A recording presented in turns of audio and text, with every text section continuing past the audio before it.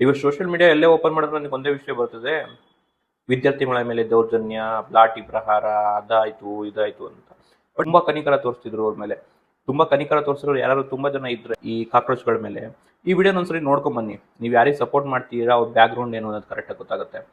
ಒಂದು ಟೆರರಿಸ್ಟ್ ಅವರು, ಇನ್ನೊಂದು ಕಾಶ್ಮೀರ ಸಪರೇಟ್ ಮಾಡಬೇಕು ಅಂತ ಕಾಯ್ತಿರೋರು. आजादी आजादी के नारे क्यों लगा रहे हैं ये लोग? ये कश्मीर फाइल्स बना रहे हैं दोबारा। हेलो हेलो हेलो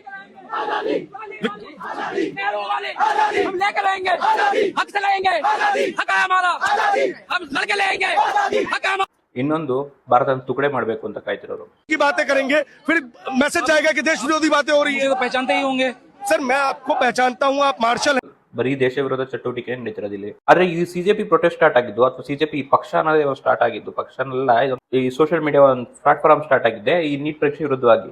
ಬಟ್ ಹೋಗ್ತಾ ಹೋಗ್ತಾ ಹೋಗ್ತಾ ಇದು ಯಾವ ವೇಗ ಹೋಗ್ತು ಅಂತ ನಿಮ್ಗೆ ಈ ವಿಡಿಯೋ ನೋಡಿದ್ರಲ್ಲ, ನಿಮ್ಗೆಲ್ಲ ಅರ್ಥ ಆಗಿರ್ಬೇಕು. ನಮ್ಮ ಭಾರತದಲ್ಲಿ ಇರೋ ತುಂಬಾ ಜನ, ಅದ್ರಲ್ಲಿ ಯಂಗ್ಸ್ಟರ್ಸ್ಗಳಿದಾವಲ್ಲ, ಅವ್ರಿಗೆ ಏನ್ ಮಾಡ್ತಿದ್ದಾರೆ ಏನ್ ಮಾಡ್ತಿದ್ದಾರೆ ಅನ್ನೋದೇ ಅವ್ರಿಗೆ ಗೊತ್ತಿರಲ್ಲ.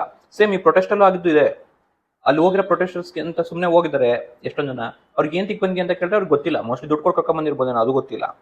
ನೀಟಿ ಪ್ರೊಟೆಸ್ಟ್ ಮಾಡೋರಿಗೆ ಬೇರೆ ವಿಷಯ ಯಾಕಬೇಕು? ಜಾತಿ ಯಾಕಬೇಕು? ಧರ್ಮ ಯಾಕಬೇಕು? ದೇಶ ವಿರುದ್ಧ ಘೋಷಣೆ ಯಾಕಬೇಕು? ಕಾಶ್ಮೀರ್ ಡಿವೈಡ್ ಮಾಡೋದು ಯಾಕಬೇಕು? ಕಾಶ್ಮೀರಕ್ಕೆ ಆಜಾದಿ ಕೊಡಿಸೋದು ಯಾಕಬೇಕು? RSS ಯಾಕಬೇಕು? ರಾಮ ಯಾಕಬೇಕು? ಅಲ್ಲ ಅಂತ ಕರೆಯೋದು ಬೇಕು? ಇದೆಲ್ಲ ಬೇಕಾಗಿರೋ ವಿಷಯನ? ಇದನ್ನೆಲ್ಲ ನೋಡಿದ್ಮೇಲೆ ನಿಮ್ಗೆ ಅರ್ಥ ಆಗದೆ ಇದೆ, ನೀವು ಆ ಕುರಿಗಳಲ್ಲಿ ಒಬ್ಬರೇ ಆಗಿರ್ತೀರ. ಇನ್ನೂ ಸಪೋರ್ಟ್ ಮಾಡೋರು ಯಾರು ಇದ್ರೆ ನೀವು ಏಂತಿಗೆ ಸಪೋರ್ಟ್ ಮಾಡ್ತೀವಿ ಕಮೆಂಟ್ ಅಲ್ಲಿ ಹಾಕಿ. ನಾನು ಇಂಚಿಂಚು ನಿಮ್ಗೆ ಮಾಹಿತಿ ಕೊಡ್ತೀನಿ ಅತ್ಯಂತ ದೊಡ್ಡ ದೊಡ್ಡ ಫ್ರಾಡ್ಗಳು ಅಂತ. ಹಾಗಂತ ನಾನು ಈ BJP ಏನು ಸಪೋರ್ಟ್ ಮಾಡ್ತಿಲ್ಲ.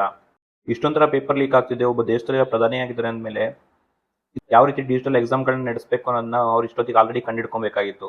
ಮಂಗಳಯಾನದವರೆಗೂ ಹೋಗಿರೋ ನಮಗೆ ಒಂದು ಎಕ್ಸಾಮ್ ನಡೆಸೋದು ದೊಡ್ಡ ವಿಷಯ ಅಲ್ಲ, ಬಟ್ ಮಾಡ್ಬೇಕಷ್ಟೇ.